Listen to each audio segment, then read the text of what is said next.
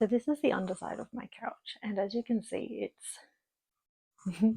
doesn't look too bad, honestly. But I'll do a voiceover while I'm doing this sped up about the reasons why. But today I'm going to be removing the fold-out couch portion of this because it is a couch bed, basically, whatever fold out couch. There it is.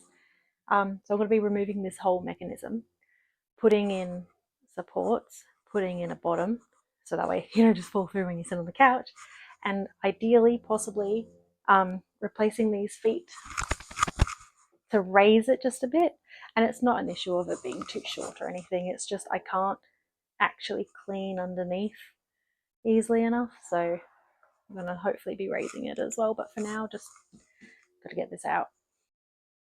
So here is the underside of the couch, and as you can see on these metal bars or whatever they're called, there's lots of scrape damage, and that's just from when I'm pushing and pulling the couch around to clean underneath it, and it was scraping on the floor, and it was not great. Honestly, it was damaging the floor, so it's time for it to go. I actually had quite a few reasons why I wanted this bed mechanism gone, and like, for example, the mattress itself was very uncomfortable. The bed was a bit tilted. It was heavy to move. Like, oh my god, so heavy when we moved into this place. And I'm kind of sad to see it go because I kind of wanted it as like a spare bed for when people stayed over, but really we only ever used it like once or twice. And also because the centre of the bed mechanism rested on the ground, it was very hard to clean underneath, and like toys and all sorts of stuff could roll under there and just be really hard to see due to like the darkness, and you had to check all the corners. You can't just like get down on your hands and knees and just have a quick look and see if you can see it. Like, no, you had to go all the way around it, check every little corner. And like, I swear, no matter how many times I moved the couch and cleaned underneath it, it would always just collect stuff because it was such a dead zone for, air movements. So all the cat fur would get under there, food would somehow roll under there, crumbs, like you'd have to push it to move it, and again, scraping on the floor and fun. And in case anyone was wondering, how to actually remove the bed mechanism on these sorts of couches is that you tip it on its back so you can expose the bottom, which is heavy. You're going to need 2 or more people to do it. I needed to enlist help from my husband. And there's these, well, you can see me working. Oh my god, that took forever to get these screw things out. Mine had 3, so 2 at the top now, and then 1 at the back. And it's very heavy, so all the recommendations is to put a rope or something to tie off the entire mechanism, so that way when you pull it out, it doesn't just fling out at you. I couldn't do that on mine. I'm sure I'll mention it later on in the video, but because my bed mechanism went up into the back cavity, like where you rest your back, the backrest, and I couldn't get the rope around, so I just did it. Then once everything's out, you can just pull out the whole mechanism. It kind of just falls out or slides out, or however yours is. Oh, just there I showed the screw. I first used the tool to get it out, and it shattered one of the washer parts of those screws or bolts or whatever they're called. I don't know, I'm not technical. And so I had to use this hand operated one for all of them, and that worked. It just took a long time. My arms were on fire. I had to take many breaks.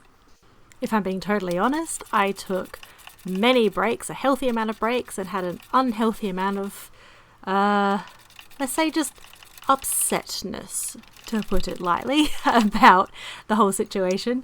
This process took me, I think, over 3 days I did it. It shouldn't have taken me that long, but I just kept having hiccups, like logistics, trying to figure out what I'm doing next, how I'm doing it. Just the tools weren't working how I thought they would, and just everything, just all the decisions, micro decisions. Like, I had the oomph to do it, but I didn't have the brain power to work out an actual game plan. So enlisted my husband's help to help me with the game plan, and then I could do the physical stuff. Like, that was fine. And here I am pulling out the bed mechanism, finally. This took a long time to get here, but it was heavy. I was worried actually that the springs on it were that would snap out at me, so I took my sweet time.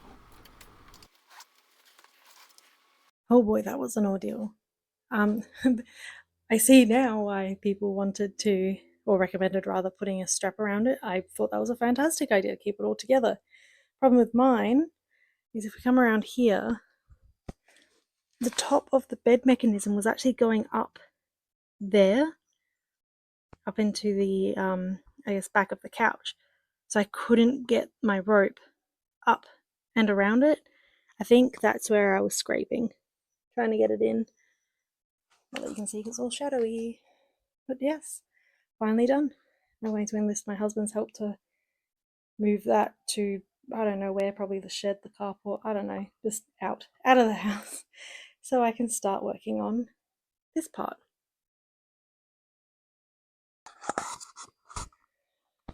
Okay, that was an ordeal. So next up is to get rid of all of this upholstery. That was just to protect the bottom, the mattress. Yeah, I had cut out before when we first got it because there was mold growing on it, because we got this couch secondhand from my mum who's never used it. She stored it in her shed for 5+ years, and that got a bit of water damage, and it's also where we got our TV stand, water damage. But yeah, irrelevant, just fun trivia.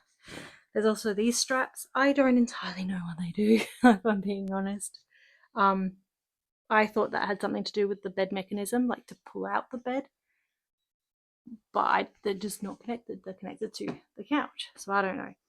So I'm going to pull those out, and I'm going to cut this one out because it's connected. Like there's this very thin piece of wood or something underneath, and it's stapled in, but I don't know if that is also holding in the upholstery. So I don't want to risk it and undo the upholstery, so I'm just going to cut this one out. That's all. That's where I'm at.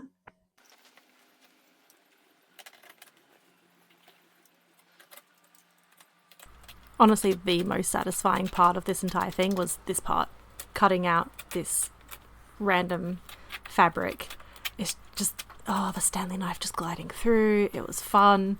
I got to feel aggressive. I was pulling things out, and it felt good.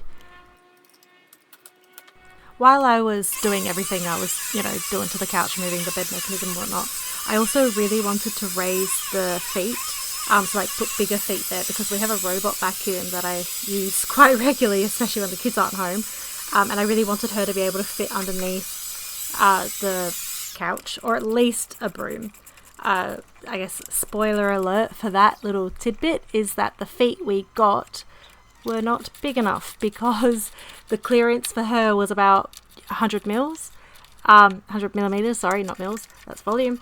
And so I got 100 millimeter tall feet instead of the 150 one, because I thought, 150 would be too tall.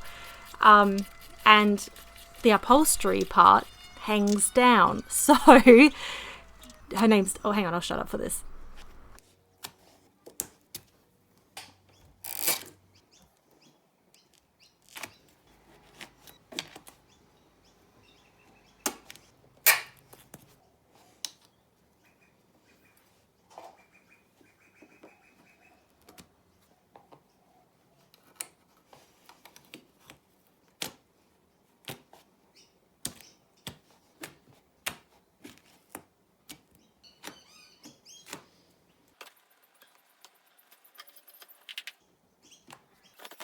Yeah, I thought taking out all of those nails would be really satisfying, to do that thing where it's like chop, chop, chop, chop, chop, and you can just see it. It's so satisfying. And you can see I gave up.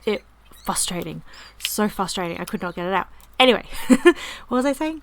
Right, the vacuum. Her name's Dustin. We called her Dustin. Because she does the dusting. Anyways. Anyway, she doesn't fit under there. So she can get under the couch, but because the upholstery part hangs down, folds down a bit, she can't get out again. So she gets stuck under the couch regularly. So now I have to stop her from going in the lounge room altogether, because otherwise she'll go under the couch, she'll get stuck, she gets caught up in the couch cover, and oh my god, like it's like this whole thing. It was frustrating. Should have just got the tall legs. And speaking of legs, here I am prepping them for painting. So I was just taping up the screw parts, that way the paint wouldn't get there and just, make it non-functional.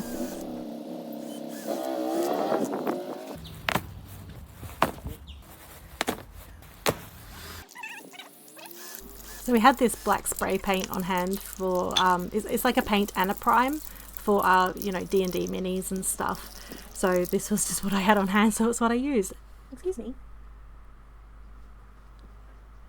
And since it's, it's black, so it kind of matches the old ones. It also matches the Kallax we've got in there. So, you know, it worked out. Unintentional, accidental, working out. And I'm a bit of a goose, so I didn't film me building a lot of the frame. So this is actually, I got my husband to set it up. I was like, hey, by the way, can you push play for me while I'm doing this?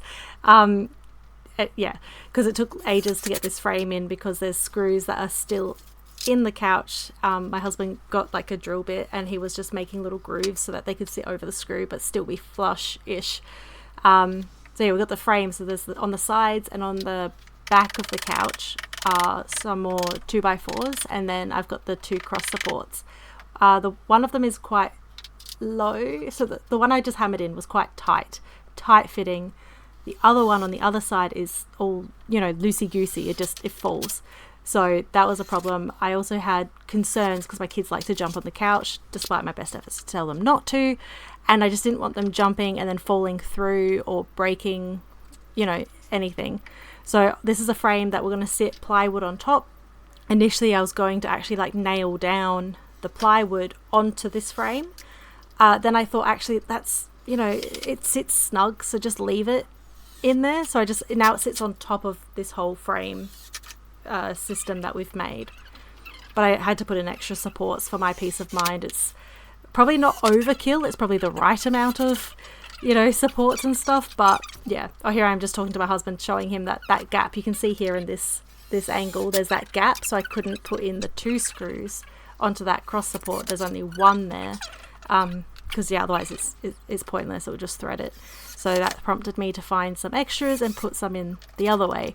And I didn't think about it until right this moment, but I'm glad the screws didn't interfere with one another, since I put them in both, one from the top, one from the bottom. I didn't even consider or measure. Wow, that worked out.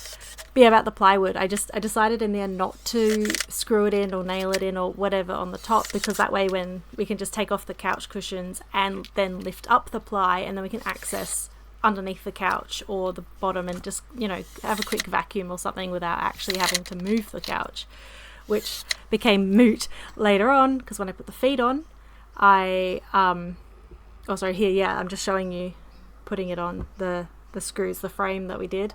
Everything's been wood glued down as well. So yeah, when I put on the new legs here, I also put on some felt things on the bottom, so that way it would just kind of not scrape on the ground. And also because it's freshly painted, I didn't want the paint transferring onto the floor.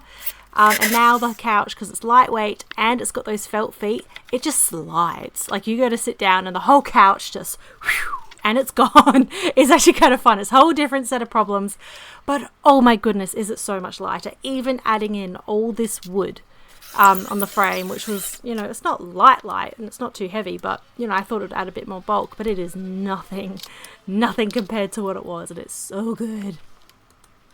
Attaching these feet actually gave me problems because the what's it called, the gauge on the feet, how they've got the screw, the bolt, the bar. Oh my gosh, I should look this up before I start rambling.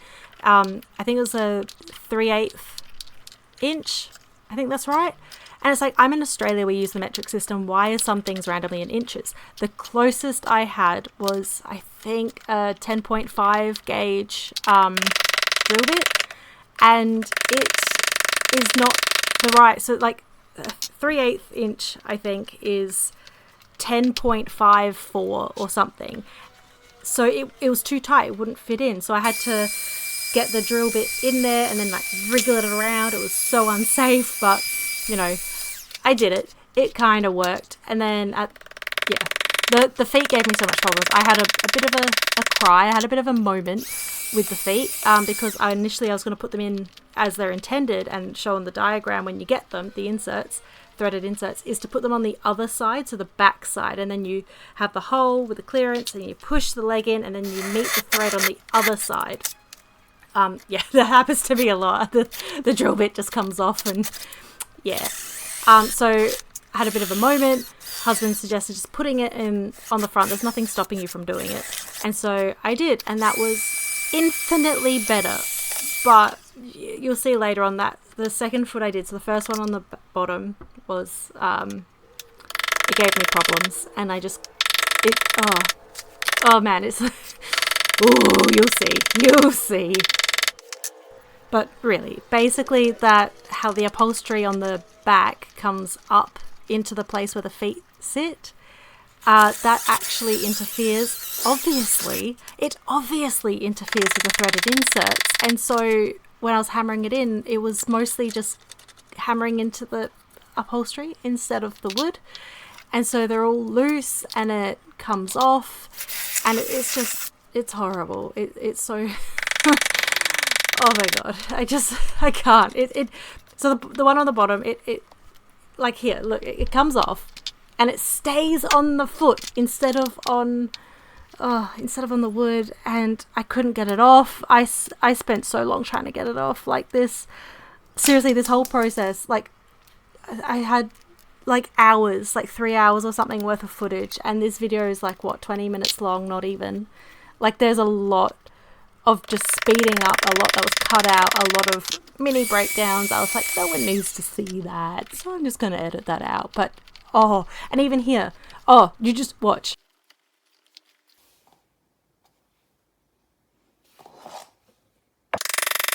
It happened again, but I'm ignoring it. See? Endless problems. So in the end, I just kind of just thought, hey, the weight of the couch will take care of it. I'm not dealing with this anymore. So I didn't. I did not deal with it anymore. One of the back legs is a bit not on properly, but we're ignoring it. Should be right, mate.